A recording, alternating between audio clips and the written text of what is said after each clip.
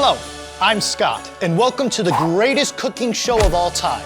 The Great Christmas Bake Off is a show where each week, 2 lucky contestants battle head-to-head to recreate the most epic, magical Christmas desserts of all time. And it's up to me to put them to the ultimate taste test and decide who comes out on top. It's the most wonderful time of the year, and the desserts are not in short supply. It's gonna be fun, it's going to be tasty, it's going to be Christmas. Let's get baking!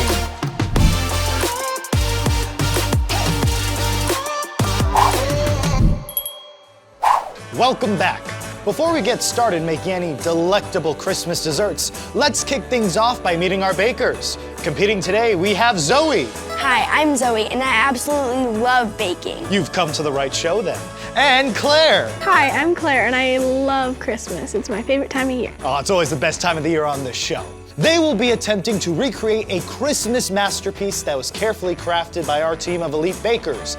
This week, we are choosing to recreate a gingerbread Christmas train. You have 1 hour to recreate this Christmas train. But this isn't any ordinary gingerbread train. We want you to go all in and use as many decorations as you possibly can. Don't hold anything back. You ready? Definitely. You ready? For sure. Go! Say it with me at home. Let's get baking!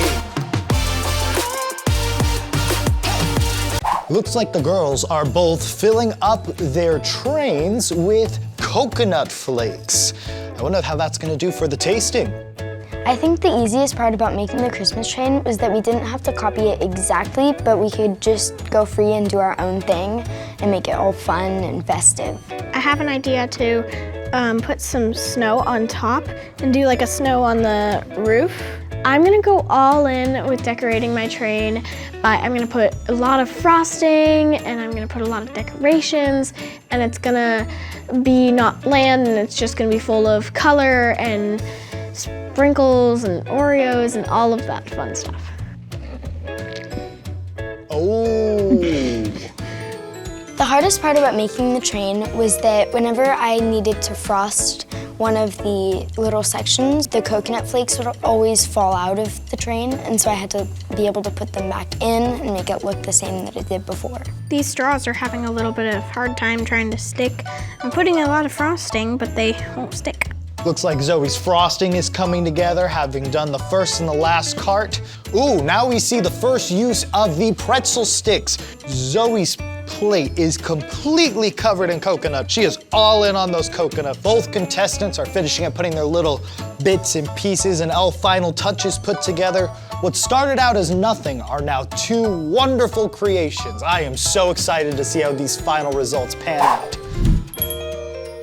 10, 9, 8, 7, 6, 5, 4, 3, 2, 1. Hands off the plates. These 2 contestants over the past hour have fought hard and diligently to create a masterpiece of these gingerbread Christmas trains. Let's go see how they did. Hello, Zoe. Hi. Your plate looks amazing. Tell me your favorite part about it. My favorite part about it is this, where the gummy bear has really big eyes and it's trying to boycott eating candy. You really went all in on this piece. Great job, Zoe. Hello, Claire. Hello. Tell me your favorite part about your dish. My favorite part is probably this middle section where I have Oreos, I have peppermints, I have some sprinkles, I have red frosting and some M&Ms. We have to get a shot of this. There is a little gummy bear in the conductor's seat leading the train. That is awesome. Wonderful job, Claire. Thank you. After a good look at both of these plates, I have come to my decision for the winner of this round of the Great Christmas Bake Off. And the winner is Zoe! Woo! Those were both wonderful creations you both made. You both should be very proud. You went all in. Thank you so much for coming to our show, which is the Great Christmas Bake Off! Woo!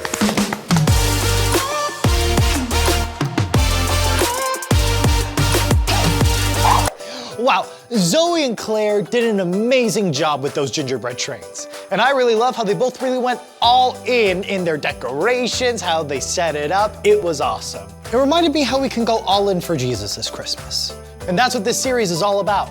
But what does it really mean to go all in for Jesus? Well, think about Mary and Joseph. Even though they were afraid, they believed God had a plan to send Jesus into the world and they would get to be a part of it. Mary showed she was all in by preparing for the birth of Jesus, and Joseph showed that he was all in when he decided to take Mary as his wife. But what does it mean for me and you to be all in? Well, I'm glad you asked. It means you don't hold anything back.